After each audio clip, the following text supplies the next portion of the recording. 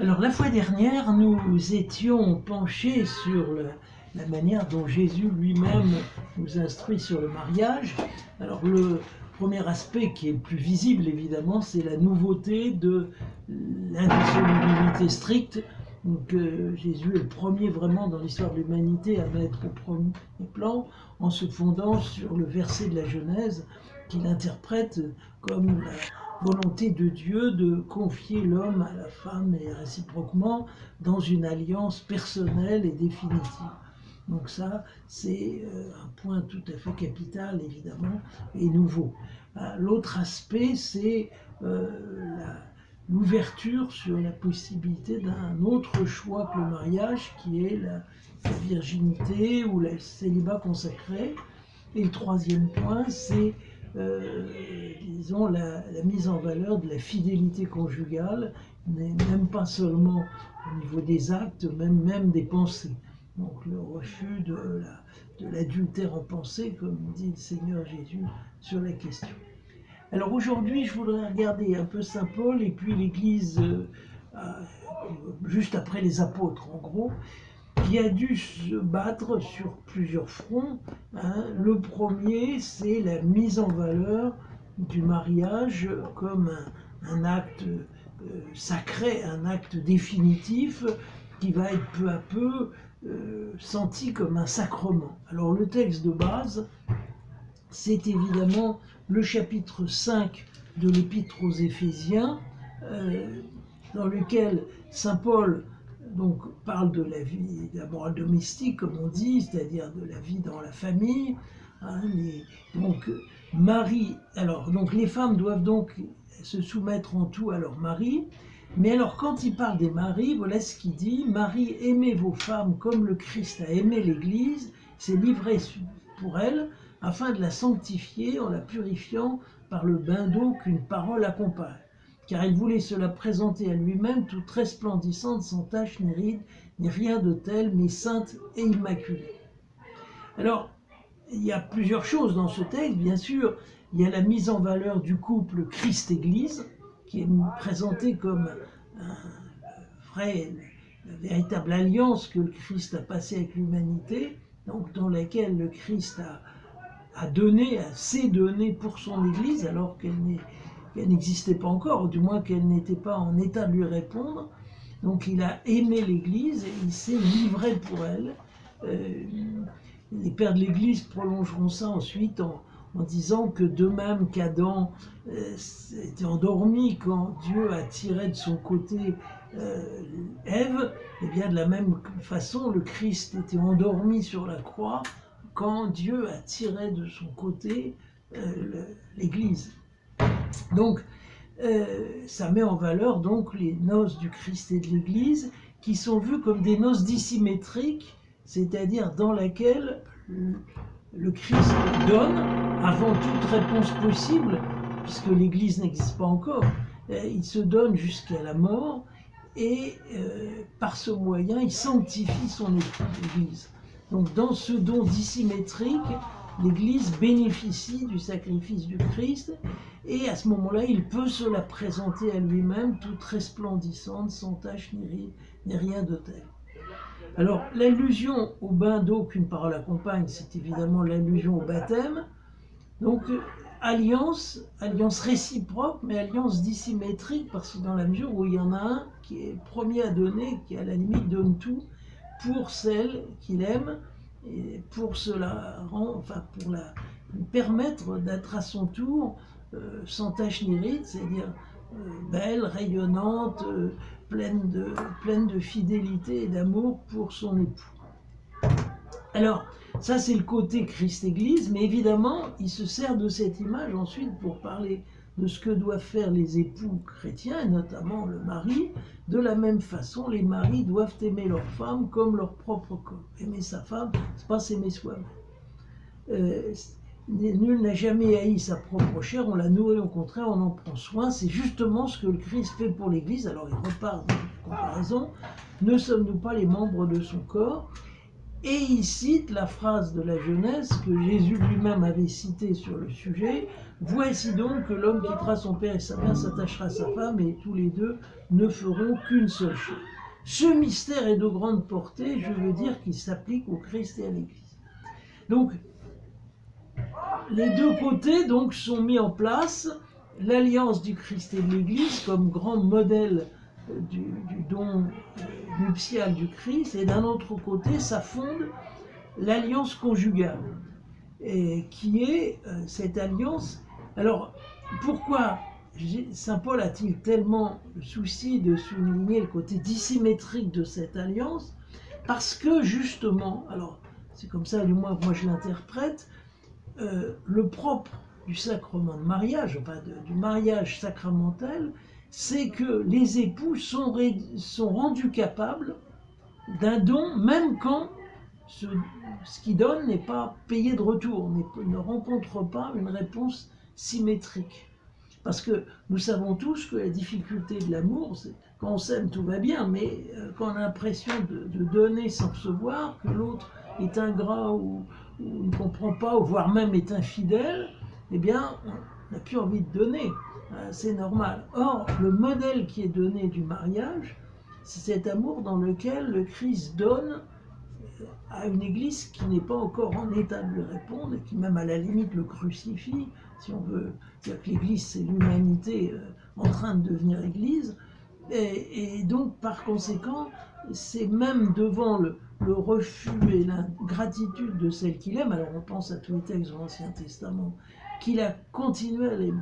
Eh bien, les gens mariés dans l'Église deviennent capables, pas seulement l'homme vis-à-vis de la femme, mais la femme vis-à-vis de l'homme, de ce don jusque-là, jusqu'à continuer de devoir être donné à l'autre, même si il n'y a rien qui correspond à première vue, il n'y a que rebuffade, ingratitude, méchanceté, violence, enfin, et bien même là, celui qui a donné, a donné. Et ce modèle dissymétrique, on peut dire, eh bien, c'est pas seulement un bel idéal, c'est ce qui est donné de facto dans le sacrement de mariage. Alors pourquoi je parle de sacrement de mariage? Parce que l'Église a profité de la phrase que j'ai citée tout de suite, ce mystère est grand, je le dis, du Christ et de l'Église. Ce mystère, c'est le même mot que sacrement. Or, les pères de l'Église, et puis ensuite surtout les docteurs du Moyen-Âge, ont vu dans ce verset la preuve que le mariage était bien un sacrement, parce que il était l'application à des êtres humains du mystère des noces et de l'Église. Et qu'il devenait capable, par la grâce de Dieu, non seulement de s'engager l'un vis-à-vis de l'autre, mais de pouvoir se rester fidèle malgré les péripéties de l'amour dont on sait toujours qu'elles sont incertaines, puisque nous restons pécheurs, les êtres humains restent pécheurs, et donc ils se font souvent souffrir, même pas toujours de mauvaises intentions, mais enfin, c'est ça. Donc, quelle est la grâce du sacrement de mariage? C'est la possibilité de continuer à aimer, même devant l'absence d'amour.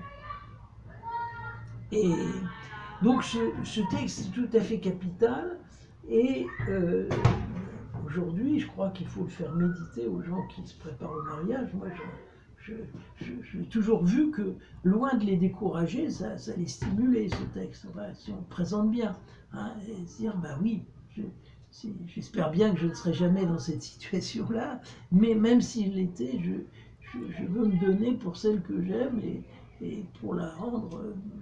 parce que la fidélité a un effet salvateur.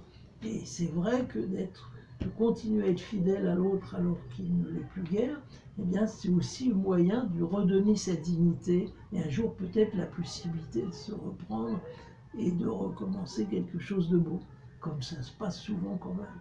Donc voilà, c'est pas seulement une fidélité désespérée dans laquelle on tient jusqu'au bout, mais c'est quelque chose de fécond, quelque chose qui donne la vie.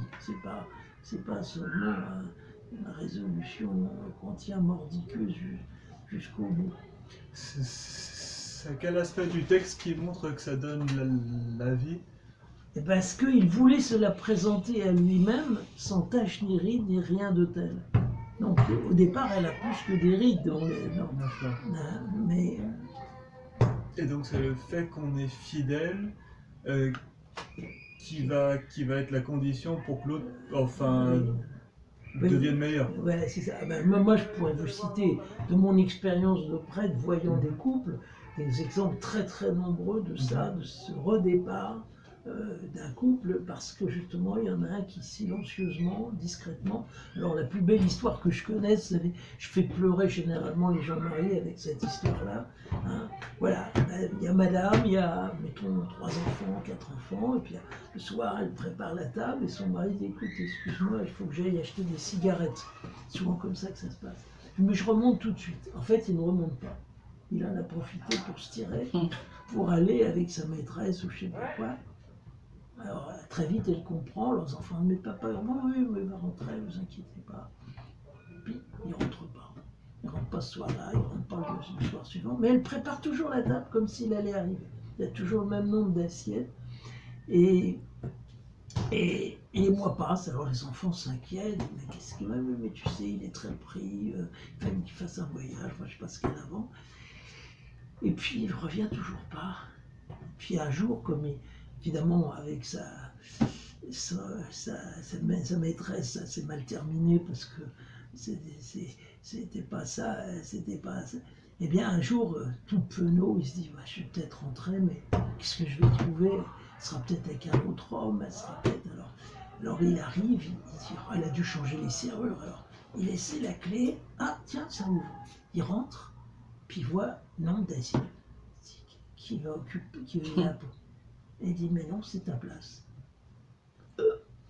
Bon, voilà. Alors ça, vous pouvez faire pleurer les gens avec cette histoire-là, mais c'est pas une blague, hein. C'est une histoire vraie. Ah oui? Ouais, c'est une histoire vraie. Et puis après, ça s'est bien Bien passé? sûr, le gars, il a senti tellement aimé que il n'avait plus du tout envie d'aller faire. Surtout qu'il venait d'en prendre sans doute un truc terrible avec l'autre qui avait, une fois qu'il avait profité de lui au maximum, le planter comme ça, souvent. Il avait tiré tout l'argent qu'il pouvait. Alors ça c'est... Alors, le sacrement de mariage dans les commencements de l'Église, évidemment, la cérémonie de mariage, pourtant, on a des indices. Et alors, l'indice clé, c'est un indice qu'on trouve dans les lettres de saint Ignace d'Antioche. Alors, il faut connaître saint Ignace d'Antioche, c'est un des premiers pères, un père apostolique, parce qu'il est tout près de la génération des apôtres. Il a été martyrisé en 107, c'est-à-dire au tout début du IIe siècle. Et dans une de ses lettres, je crois que c'est la lettre aux Philadelphiens, il dit, alors il donne des conseils, et puis il dit que nul ne se marie sinon avec l'évêque. On ne va pas se marier avec l'évêque, évidemment, mais avec la permission, avec la présence, on ne sait pas. Que nul ne se marie sans l'évêque. Ça prouve que dans l'Église, on avait déjà conscience que le mariage des chrétiens était un acte sacré, en tout cas qu'il impliquait l'Église, d'une façon ou d'une autre qu'on ne sait pas. Alors on a des traces quand même que dans les mariages coutumiers, qui se célébraient certainement selon les usages, pour ceux qui étaient d'origine juive, sur les usages juifs, ceux qui étaient d'origine païenne, parce que les latins solennisaient relativement le mariage, eh bien on a la preuve de la présence de prêtres qui venaient d'une prière qui était faite au domicile des conjoints. Donc on voit bien que c'est pas seulement un engagement privé qui est pris, c'est quelque chose qui engage l'Église par quelques côtés. Bon, alors voilà sur le sacrement de mariage. Alors l'autre côté qui va bien dans le sens de ce qu'on disait pour déjà l'Évangile, c'est l'effort pour mettre en ordre et préciser et discipliner le mariage, l'union de l'homme et de la femme, pour écarter les déviances. Alors on voit déjà dans saint Paul, l'épître aux Corinthiens, premier aux Corinthiens, il y a au moins 3 conseils, plus que des conseils, enfin des ordres énergiques de l'apôtre Paul. d'abord contre la fornication, c'est-à-dire la conduite généralement des hommes, hein, parce que Corinthe, c'était la capitale de la débauche. Apparemment, d'après ce qu'on nous raconte, c'est un port, alors forcément les marins, c'est un régime. Et donc Saint Paul, et c'est très beau ce que dit Saint Paul de l'interdit de la fornication. Il dit, tout m'est permis, mais tout n'est pas profitable. Tout m'est permis, mais j'entends moi de me laisser dominer par rien. Le corps n'est pas pour la fornication, il est pour le Seigneur. Et le Seigneur pour le corps, c'est encore plus culotté. C'est-à-dire qu'en fait, Saint Paul lutte contre une vision gnostique de l'amour, charnel, dans lequel on dirait, vous comprenez, c'est pas très important, ça concerne le corps, les belles choses, ces choses de l'âme, c'est ce qu'on fait, alors le corps, on a des besoins, on les satisfait, puis c'est tout. Alors il n'est pas du tout pour cette vision dualiste, dans le corps serait insignifiant, il dit au contraire, le corps est pour le Seigneur, grande. Donc on ne peut pas en faire n'importe quoi. Et alors il ajoute, et Dieu qui a ressuscité le Seigneur nous ressuscitera nous aussi par sa puissance. Ce corps est fait pour la résurrection. Ne le savez-vous pas, vos corps sont les membres du Christ. Et j'irai prendre les membres du Christ pour en faire des membres de prostituées? Certes non. Ou bien ne savez-vous pas que celui qui s'unit à la prostituée n'est avec elle qu'un seul corps? Car il est dit, les deux ne seront qu'une seule chair. Celui qui s'unit au Seigneur, au contraire, n'est avec lui qu'un seul esprit. Alors il ne dit pas un seul corps. Mais enfin, visiblement, il pense à l'Eucharistie quand même. Que nous recevons le corps du Christ et que nous ne pouvons pas, en quelque sorte, prostituer nos membres, puisqu'ils sont destinés à recevoir le corps du Christ. Alors ça, c'est la fornication. Alors il y a l'inceste. Alors apparemment, il y avait un chrétien qui vivait avec la deuxième femme de son père. Alors ça, il n'envoie pas dire que c'est pas du tout bien et qu'il faut qu'il cesse tout de suite, sinon qu'on le flanque dehors de la communauté. Enfin, c'est vraiment très très très vigoureux. Donc l'Église primitive a dû légiférer, d'autant plus qu'elle s'étendait de plus en plus dans le monde païen, et que le monde païen, c'était à peu près comme nous aujourd'hui, quoi.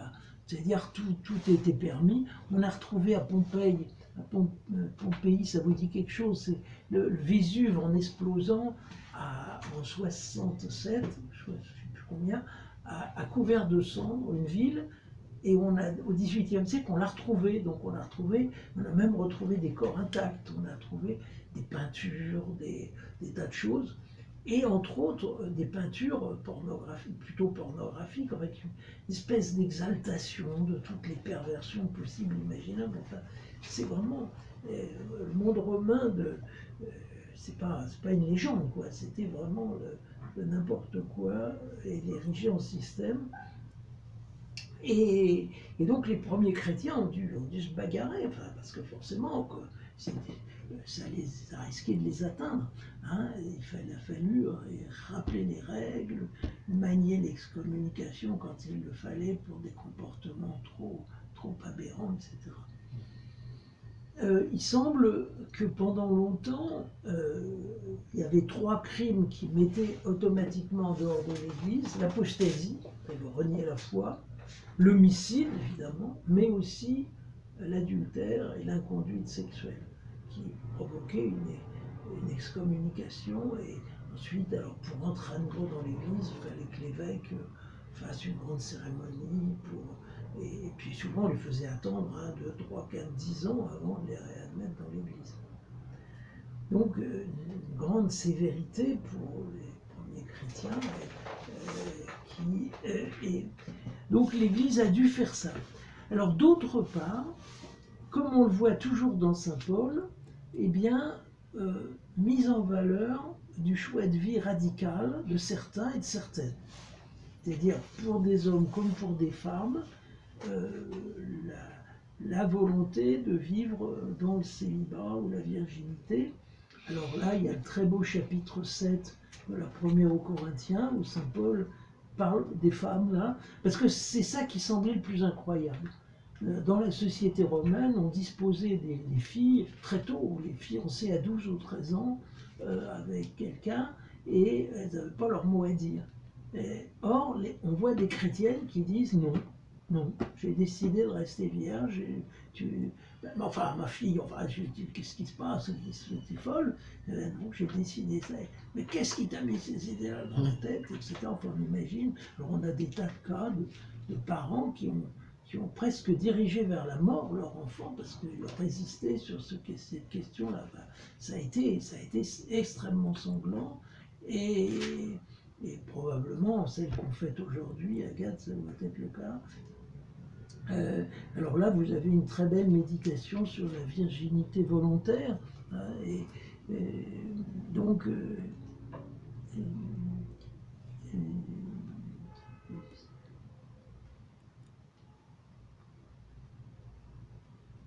pour ce qui est des vierges, je n'ai pas d'ordre du Seigneur, mais je donne un avis en homme qui, par la miséricorde du Seigneur, est digne de confiance.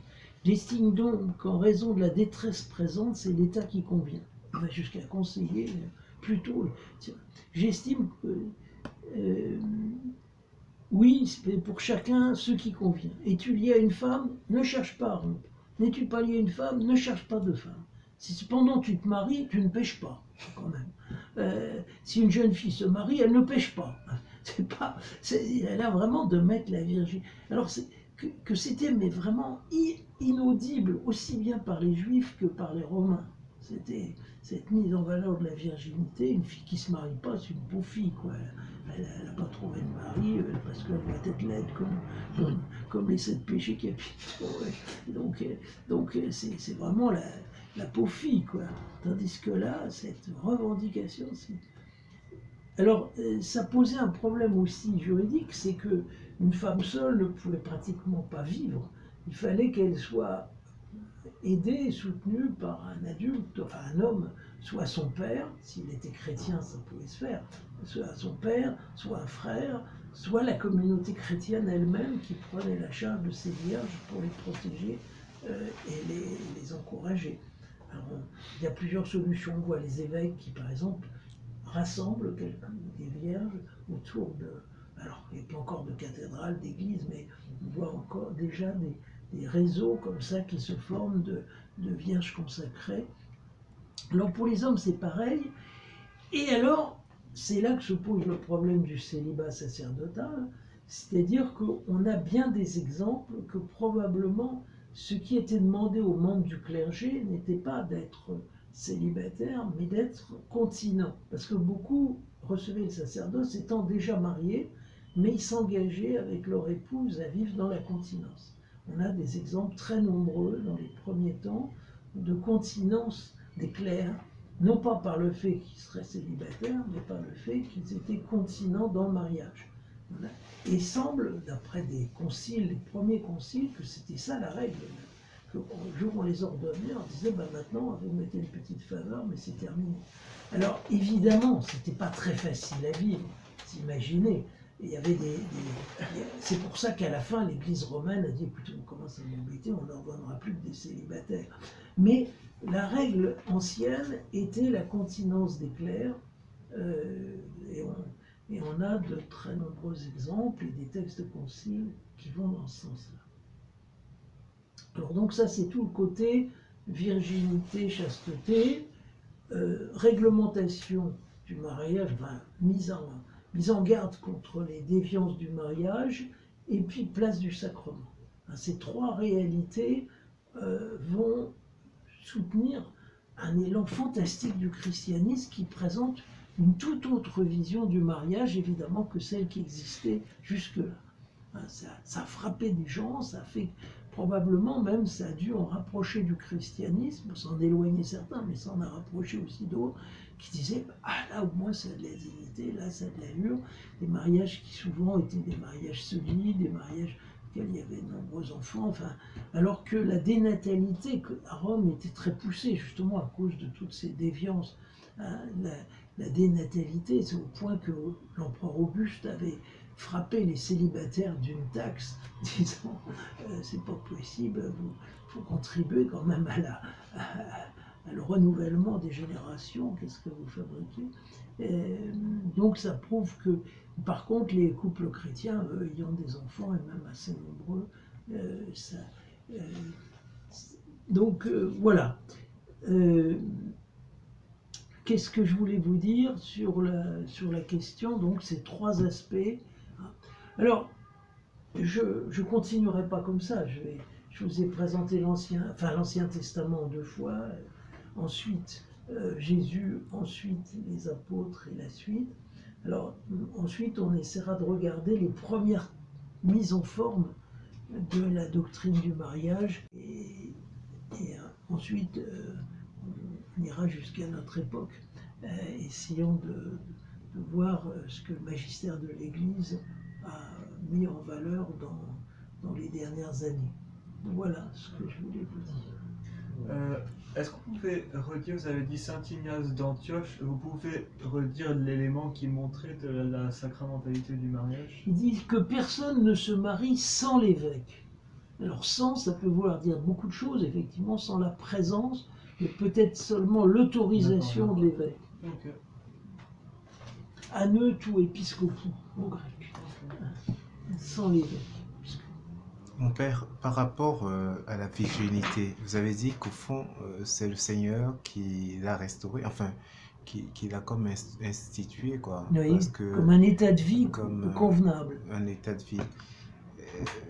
Est-ce que ça voudrait dire qu'au fond, avant le Seigneur, ce n'était pas une valeur? Parce que moi, j'ai du mal à... Je suppose que, enfin, à un moment, il y a eu des laissés-aller, mais déjà du temps de Moïse, est-ce que, enfin, dans les recommandations du Seigneur, il n'y avait pas ça? Puisque dans les 10 commandements, déjà, on dit, tu ne convoiteras pas la femme de ton... Je ne sais pas si c'est la femme ou le bien de ton prochain. Oui, mais la loi de Moïse poussait au mariage, puisque pratiquement, même le grand prêtre, s'il n'était pas marié, ne pouvait pas être grand prêtre. Enfin, c'était vraiment, dans le judaïsme, la nécessité du mariage était inscrite vraiment. Hein. C'est pas dit dans la loi, mais par les textes rabbiniques, on voit que quelqu'un qui n'était pas marié, c'était mal vu, quoi. Mon père, vous n'avez pas peut-être bien compris ce que j'essayais de dire. Je suppose que le Christ n'est pas contre le fait qu'on se marie, enfin. Ah bah pas du tout, non, non. Donc l'idée, c'est un peu qu'au moins nous, enfin les individus, qu'on ne se livre pas à une vie païenne, quoi. Et je suppose bien évidemment que, enfin, à un moment dans le peuple d'Israël, il y a eu des laissés-aller, enfin, de mauvais mœurs qui ont envahi la société, cette société de l'époque. Et le Seigneur les a dénoncés, mais moi je pars du principe qu'au fond, ces dénonciations, ça a été déjà inscrit depuis longtemps dans les textes. Ah ben, mais ça, je vous ai montré que toute la loi était déjà des barrières contre les déviances. La loi, interdiction de l'inceste, interdiction de l'homosexualité, interdiction de beaucoup de choses. Mais il y avait un certain nombre de choses qui étaient tolérées, comme la polygamie, comme le divorce. Et il n'y a aucun texte dans la loi qui interdit la fornication. Hein, au point que même des rabbins ont été relativement laxistes sur cette question-là. C'est Saint Paul mais il n'y a rien dans la loi, à première vue, qui empêche un homme d'aller vers une prostituée. D'ailleurs, on a beaucoup d'exemples à travers même les patriarches, sur l'histoire des patriarches. Donc l'Ancien Testament était quand même relativement laxiste, enfin, si j'ose dire, par rapport à ce que Jésus et les apôtres vont dire. D'accord. Enfin, mais c'est comme sur tout.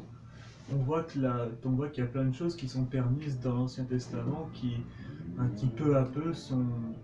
Et puis même à l'intérieur de l'Ancien Testament, qui peu à peu sont plus permises, et puis quand on arrive au Christ, tout est mis au clair. Ouais. Moi, j'ai demandé un jour quand était venue l'interdiction de la polygamie dans le judaïsme, parce qu'aujourd'hui elle existe. Hein.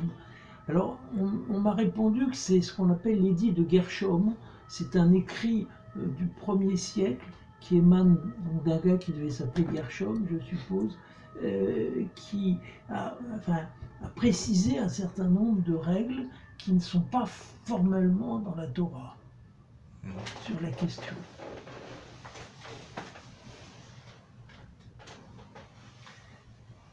Mais évidemment, le fait de déflorer une vierge sans l'épouser est nettement repris par la Torah. Hein. C'est explicitement pointé. Alors, il faudra payer une somme, enfin je ne sais plus ce qu'il y a comme sanction. Ce n'est pas une sanction énorme, on ne met pas à mort, mais il y a quand même une sanction.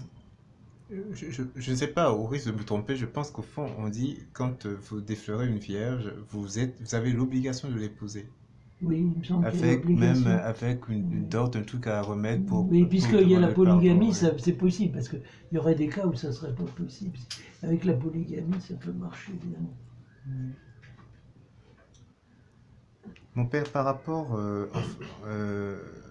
au fils d'Isaac, il y a eu un épisode où leur sœur a été défleurée par un fils de roi et Amon, oui, le roi, Amon qui a le viol de Tamar.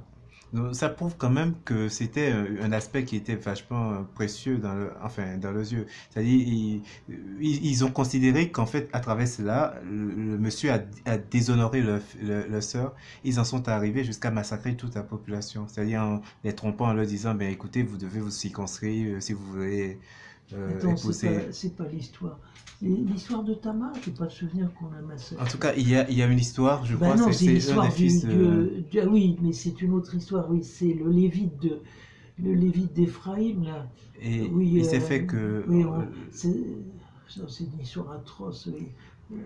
Il coupe sa femme en 12 morceaux, il envoie un morceau à chaque tribu d'Israël. Ah non, mon père, c'est pas ça. Non. Pas du tout. En fait, alors, je crois que ça fait partie, c'est Israël, en fait, les enfants d'Isaac, quoi. Et à un moment, il y a une de ses filles qui a été déshonorée par... Dina. Oui, Dina. Et il s'est fait que le fils, c'était un fils de roi, le roi lui a... Patriarche, je sais pas. En tout cas, ils sont venus quand même pour essayer de réparer la chose. Ils ont dit de donner Dina comme épouse au monsieur. Et par ruse, les frères ont accepté, ordonnant qu'ils devraient se circoncire, enfin, tout le peuple devait se circoncire. Ils ont profité du fait qu'ils étaient souffrants pour pouvoir les massacrer, quoi. Et à travers ça, moi, je me dis, bon, ça prouve que la virginité, c'était quand même quelque chose de vachement essentiel. Oui. Et pourtant, c'est un épisode qui précède un peu la venue du Seigneur. Mais tu vois, pas au sens que nous y mettons, c'était la virginité matérielle, c'est-à-dire le fait, effectivement, de ne pas avoir été touché par un homme avant le mariage des filles, enfin, sanctionné par la loi. C'est pas du tout de mettre en valeur la résolution de virginité, tu vois, ce qui est tout autre chose. Hein. Cette volonté d'une femme de dire ben, je suis comme ça et j'y resterai. Ça, parce qu'on voit au contraire la fille de Jephthé qui va être immolée parce que son père a fait un vœu imprudent et qui pleure, qui demande 15 jours pour pleurer sur sa virginité parce qu'elle va mourir non mariée. C'est vraiment le malheur des malheurs. Mais c'est sûr que le Nouveau Testament a profondément renouvelé la perspective quand même sur tout ça. Voilà. Merci. D'accord. Merci beaucoup.